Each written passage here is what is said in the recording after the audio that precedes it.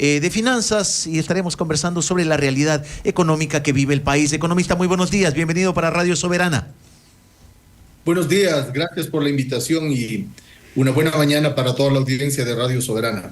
Muchas gracias por atendernos esta entrevista y justamente para iniciar con este tema, el Banco Central días atrás ha dado a conocer una situación que preocupa a los ecuatorianos. El Ecuador ingresa en una etapa de recesión. ¿Qué significa eso, economista? Bueno, el Banco Central lo que está haciendo es reconociendo lo que día a día viven muchas familias ecuatorianas, que es una situación angustiosa de escasez, de falta de ingresos, de ausencia de trabajo, de caída de su consumo diario, de aumento del endeudamiento de las familias. Eso es lo que ha reconocido el Banco Central en datos.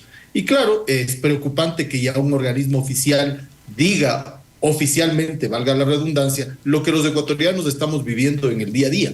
El Banco Central está diciendo el Ecuador está en una recesión. ¿Qué significa una recesión? Significa una disminución del crecimiento, un crecimiento negativo en los datos del Banco Central en los últimos 3 trimestres, en muchos de los indicadores que menciona, exportaciones, inversión, consumo, etcétera. Entonces eso obviamente preocupa porque a la situación que ya es compleja, 1 de cada 3 ecuatorianos solamente tiene empleo adecuado. Frente a esa situación que ya es compleja, que le digan que el país oficialmente está en recesión, claro, la esperanza de que se mejoren las cosas en los próximos meses va cayendo. ¿Qué provocan las recesiones en los países, economista, y particularmente aquí en el Ecuador? ¿Cuál es la provocante? En un país dolarizado como el Ecuador, una recesión significa que hay falta de producción, que hay falta de inversión, que hay falta de trabajo. Si esas 3 cosas faltan, obviamente no hay ingresos. Si no hay ingresos, el consumo de la gente disminuye. Para poder de alguna manera paliar el problema, la gente se endeuda.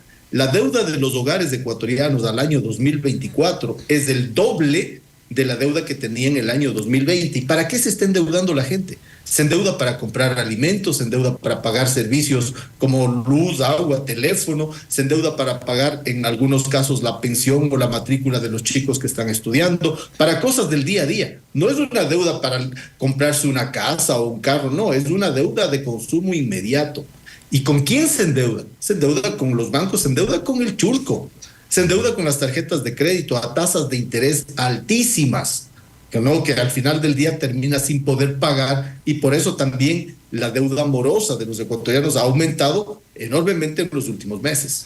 Economista, buenos días, Jorge Villarreal le saluda. Economista, usted fue ministro de Finanzas, por tanto la política económica gubernamental sabe y conoce.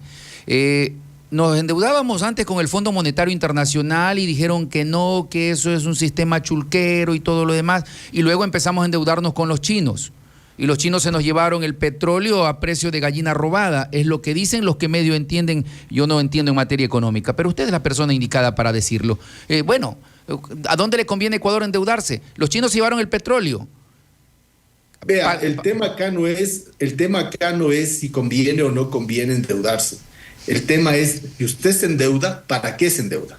Usted, Jorge, en el caso de que tome una deuda para comprarse una casa y reemplazar el departamento que está alquilando, es una buena compra, porque usted deja de gastar para tener un activo. Pero si uno se endeuda para pagar la fiesta de 15 años de la hija o para hacer alguna deuda inmediata de gasto corriente sin quedarse con nada, es una mala deuda. Entonces, el problema que tiene el Ecuador en los últimos 7 años ya es que la deuda enorme que ha crecido enormemente al más del doble con respecto al año 2017, no la vemos en activos, en concreto. ¿En dónde está? ¿En qué cosa? ¿Qué ha mejorado en el Ecuador? ¿Dónde están, no sé, nuevas carreteras, nuevas termoeléctricas, nuevas hidroeléctricas? ¿Por qué siguen habiendo apagones si hay tanta deuda? Ahí está el problema. Entonces, adicionalmente, añádale usted que en el acuerdo que hace el gobierno del presidente Noboa con el Fondo Monetario Internacional hay un montón de condiciones que son lesivas para los ecuatorianos. Le mencionaba uno hace un momento. Actualmente ya la tasa de interés que nos graban a los ecuatorianos es altísima. En ese acuerdo que ha firmado con el Fondo Monetario Internacional se compromete a aumentar todavía más las tasas de interés. Entonces, ni siquiera llegan los ingresos, porque esta deuda que mantiene con el Fondo Monetario Internacional sirve para pagar la deuda anterior. De los 4.000 millones de dólares ya llegaron 1.000. La mayoría de esos 1.000 millones ya se fueron a pagar la deuda con los propios organismos multilaterales. No queda nada acá. No hay liquidez. Tanto no puede haber crecimiento, no hay empleo. Entonces es una pésima deuda. ¿Por qué? ¿Por qué se da esto? No por el Fondo Monetario. Se da porque nuestras autoridades, las autoridades del gobierno, van por un endeudamiento con un programa que le es contraproducente a la mayoría de los ecuatorianos. Ahí está el problema. No en el Fondo Monetario, sino en las autoridades que toman decisiones equivocadas. Economista, hablando nuevamente en el tema de recesión, muchos gobiernos han ofrecido y han dicho, bueno, siempre que es bueno la inversión extranjera y ha sido como el caballo de batalla en cada una de las campañas electorales. Los últimos gobiernos disminuyeron el tema de los impuestos a la salida de divisas. Este actual gobierno está por eliminarlo, ya lo eliminó. ¿Eso genera la inversión, la tan ansiada inversión extranjera? ¿O por qué no vienen a invertir en el Ecuador? Porque es un país inseguro, porque es un país con un índice de homicidios que ha subido de 5 hace 6 años a 50 casi en el momento actual. ¿Qué inversión extranjera podría venir? Porque es un país que no crece. La inversión extranjera va a los países que crecen. Porque es un país que no invierte en educación y en salud de su fuerza de trabajo. Tiene unos malos sistemas públicos de seguridad, unos malos públicos sistemas de salud, de educación. No hay protección de la fuerza de trabajo. Esos costos tiene que asumirlo la empresa privada. Entonces no vienen, prefieren otros países que tienen situaciones menos desfavorables. Ahora le digo otra cosa. En el caso ecuatoriano, la inversión más importante no es la extranjera. En el caso ecuatoriano, la inversión más importante es la nacional. Y lo grave de toda esta situación es que la inversión nacional es que está ahuyentada, es que ha disminuido. En los datos del Banco Central, cuando uno mira el dato de inversión, es extremadamente preocupante porque son 4 trimestres ya de caída de la inversión nacional. Menos todavía, Jorge, va a venir la inversión extranjera. Economista Borja, buenos días. Diana Castro le saluda. Una consulta respecto al tema de la inversión, sea extranjera o nacional. De cierto modo, la inversión, sea nacional o extranjera, afecta el hecho de que nuestro país no tiene seguridad jurídica para estas empresas. Bueno, en realidad, más que la seguridad jurídica, en este momento está impactando la seguridad física.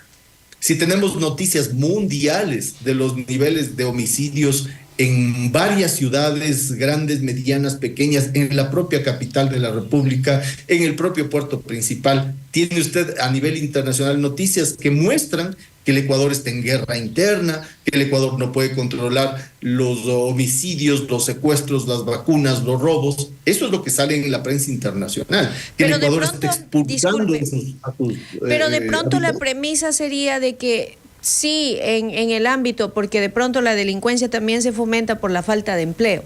Pero si estas empresas tuvieran seguridad jurídica y generaran aún más empleo, ¿será que se radica en algo la delincuencia al tener más plazas de trabajo para las personas? Pero mire, Diana, póngase usted en los zapatos de un inversionista canadiense o de un inversionista holandés o francés o de donde pueden venir los capitales. Usted escucha ese tipo de noticias que le mencionaba sobre el Ecuador, ¿tomaría la decisión de venir? Por más que le dijeran, hay seguridad para tu inversión en el plano jurídico, en la norma, que tampoco la... Economista, sería muy difícil que tome esa decisión. Economista, le consulto, ¿cuál es su criterio? Porque he escuchado criterios y criterios de economistas sobre utilizar la reserva monetaria. Ecuador utilizó en gran parte su reserva monetaria y otros decían un país sin reserva monetaria. Los unos decían que la invirtieron, los otros decían que la malgastaron. Pero ¿cuál es su opinión de la reserva monetaria del país? Aclaremos 2 minutos qué significa la reserva en general en un país. En un país que emite moneda, digamos Colombia o Perú, que son países que emiten su propia moneda, se respalda esa moneda nacional en divisas, en moneda dura, en dólares, en euros, en divisas fuertes. Entonces, usted emite, digamos, pesos en el caso colombiano y tiene que respaldarlo con una componente de moneda dura que lo tiene en la reserva, ¿no? Ahí sí, para respaldar la moneda nacional. En el caso ecuatoriano ese no es el caso. ¿Por qué? Porque usted es un país dolarizado. No tiene que respaldar nada porque usted no emite. Entonces, usar parte de la reserva, no digo toda la reserva, parte de esa reserva, para invertir nacionalmente, generar liquidez, hacer que la gente pueda utilizar esos recursos que están, además, en este caso, en el caso del Ecuador, están parqueados a una tasa de interés menos que baja al 0.4% en determinados bancos internacionales y nos endeudamos hasta al 12%. Usted tiene reserva al 0.4%, ni siquiera llega al 1% y se endeuda al 12%. ¿Qué negocio es ese? Y no está utilizando parte de esa reserva para poder inyectar liquidez en el Ecuador. Obviamente que sería una buena decisión. ¿Qué ha pasado en el último tiempo? Hemos visto que en algunos momentos, en los últimos años, en el último año y medio, la reserva ha subido, en el caso del Ecuador, a casi 9.000 millones de dólares. Y en el lapso de, ¿qué? 4 meses ha desaparecido. Eso sucedió en el gobierno de Guillermo Lasso. Y nunca han llegado a explicar con claridad por qué hubo tal baja de la reserva. Yo le explico. Porque utilizaron buena parte de esa reserva para pagar o prepagar incluso deuda externa. Y eso no le beneficia el caso de ningún ecuatoriano, empresario, trabajador, profesional, comerciante o lo que sea. Economista, obviamente en economía, la fuga de divisas o el ingreso de divisas, de cierto modo sí aporta a la economía de un país. Nosotros hemos tenido mucha fuga de divisas porque hemos tenido migrantes dentro de nuestro país, venezolanos, cubanos, colombianos, peruanos, pero se ha logrado en estos últimos años equiparar en algo la salida de divisas con el ingreso de divisas, considerando que el tema o tendencia de los últimos 2 años aproximadamente es de que nuestros ecuatorianos migren también a Europa y a Estados Unidos. De acuerdo a las estadísticas, obviamente de los economistas, se ha logrado en algo ya estar a la par en ello entre el ingreso y la fuga de las divisas. Mire, la migración ecuatoriana ya es antigua. A partir de la crisis bancaria del siglo pasado, los ecuatorianos empezaron a salir masivamente a países como España, Italia, Estados Unidos, masivamente. En un momento determinado de la dolarización al inicio, entre el año 2000 y el año 2003, la entrada de divisas que mandaban los trabajadores emigrantes ecuatorianos a sus familias llegó a ser incluso más alta que la exportación de banano, de camarón, de café, de cacao, mucho más alta. Pero hay que considerar que antes no teníamos migrantes de otros países que venían. Obviamente siempre los nuestros han migrado, pero no había el volumen que hay ahora de extranjeros dentro de nuestro país. A eso me refería. Se ha logrado en algo porque no nos enfrentábamos a algo. Ahora estamos como que a la par o todavía no.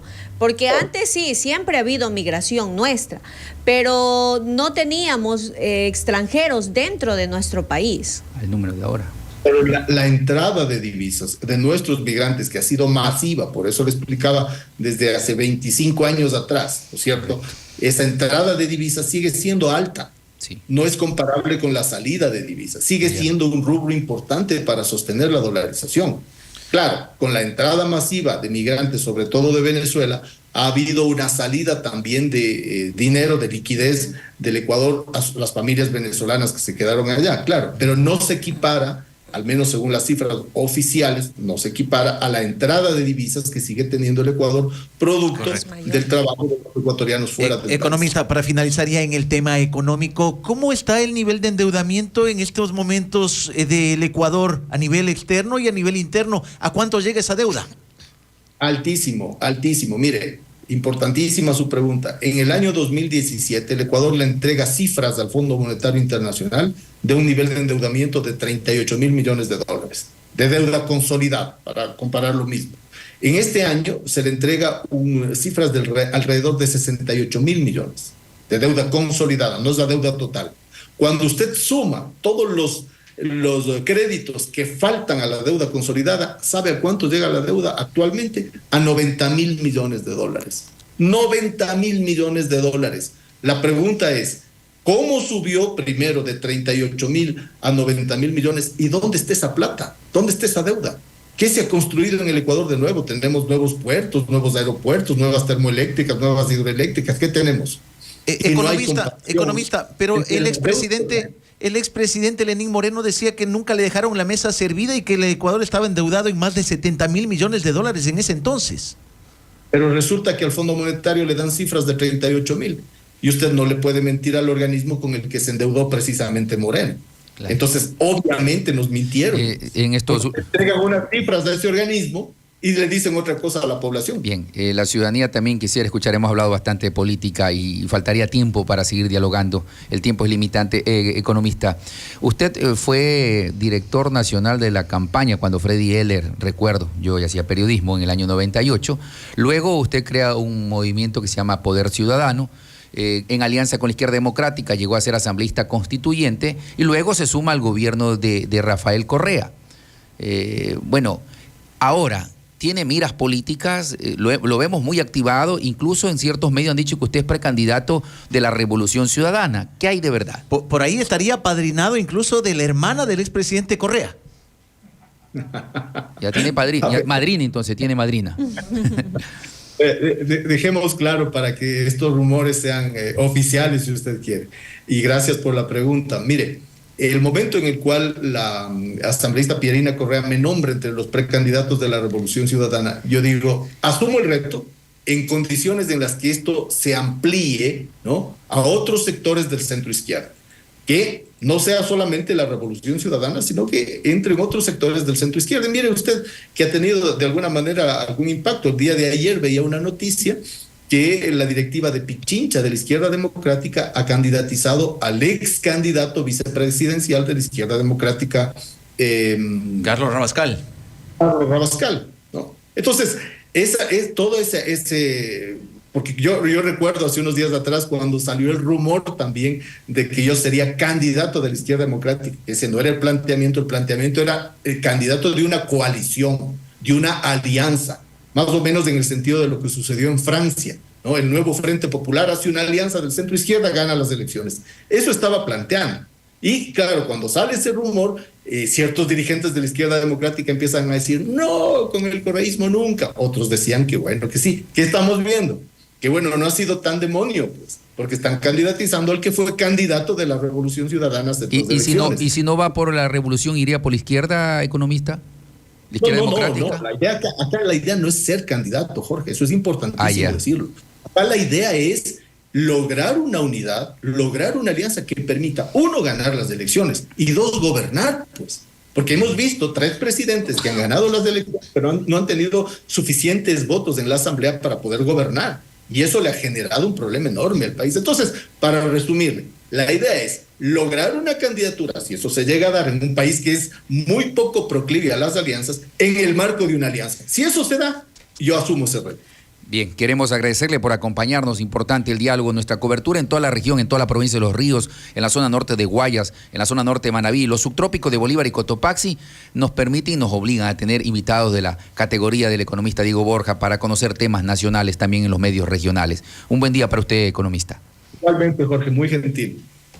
Nos acompañó el economista Diego Borja, ex ministro, ex asambleísta constituyente, un analista político y nos ha dado algunos temas importantes para la comunidad. 7:28 minutos, 7 de la mañana.